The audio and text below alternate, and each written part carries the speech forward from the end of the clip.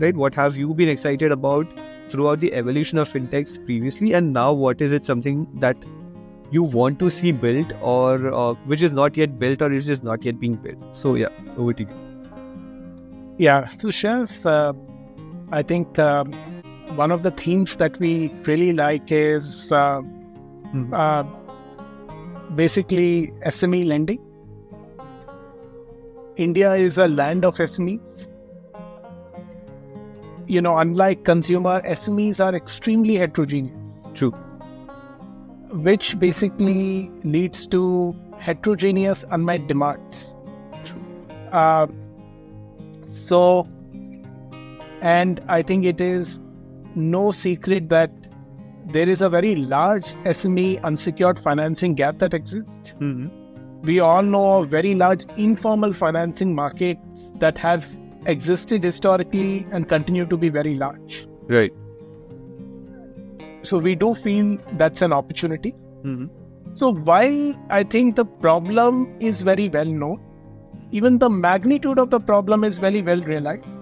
Right. I think that the trick lies in finding a viable solution to address that gap. Understood. There is a reason, MSME unsecured financing has been underserved, that historically it's been very hard to serve that segment while being profitable or viable. True. So there are three solution or business models that we like to serve SME financing. The first is what we internally call as anchor lend financing, which is, insert a credible anchor between yourself as financier and the end borrower. Right. And what that anchor does is twofold. It reduces the OPEX of the business by contributing to areas like distributing loans, aiding in collections, which fundamentally reduce the OPEX of the business. Right. Because historically, one of the challenges has been that, with these MSMEs, the ticket sizes are low. Right. And given the high OPEX, it becomes unviable to profitably serve a small SME. Right. So Anchor can, help you in that direction.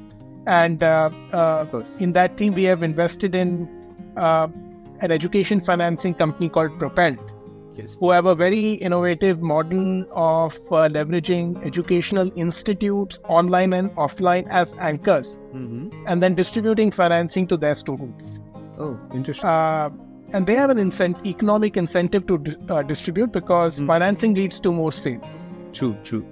The second solution we like is what we call as embedded lending, which is lending need not be your first offering to the customer. Right. And then let me take an example of CredFlow, which we have invested under this theme, which targets small manufacturers and distributors. They start off by providing a software which sits on top of the accounting software or Tally, sucks in all the data and provides analytics to the business owner on mobile at his fingertip. Right. So they are replacing the call that an owner would make to the accountant ke ye data lekar aao, iska printout lekar aao, so on and so forth. Got it. And so software is their first offering, and then they contextually embed lending in the workflow. Understood. So that is an example of embedded lending.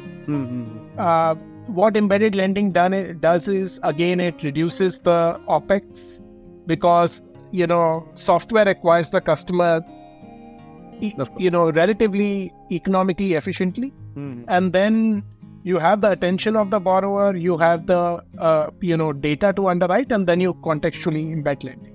Right. The third solution that we like is what we call as nascent vertical lending. And Turno has been an investment in that theme. Turno, was targeting a nascent vertical like intra-city commercial EVs. Now that asset class is fundamentally so new. So that is an example under that theme. Understood. So these are the three solutions that we like broadly in SME lending. There are, of course, some SME verticals that we are very excited by. Without going into too much detail, I just name them. One is SME construction contractors. Second is SME goods exporters. A third is indeed SME money lenders, informal money lenders. So these three, I think, are very interesting verticals. The second, in addition to SME lending, the second theme that we like is FinInfra.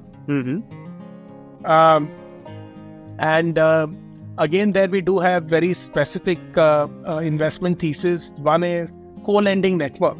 Right. Today, for any two REs or regulated entities, let's say two, a bank and an NBFC, Right. real-time co-lending is non-trivial. True. So can you become the de facto two-sided network, which requires both sides for co-lending as well as builds the underlying infra for co-lending. Understood. The second specific thesis is what we call as offline POS lending, which is becoming a linchpin between four stakeholders. Imagine a Chroma, which is the merchant, which is one side. Second is the end consumer who's buying from a Chroma, which is the second side. The third is, lenders and banks who want to provide financing to, this customer at Chroma for POS. And the fourth is brands like Apple, LG, Panasonic and whatnot, who are also, willing to provide economic incentives if it can lead to more sales for them.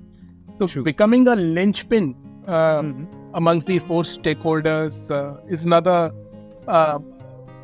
thesis. Understood. Interesting.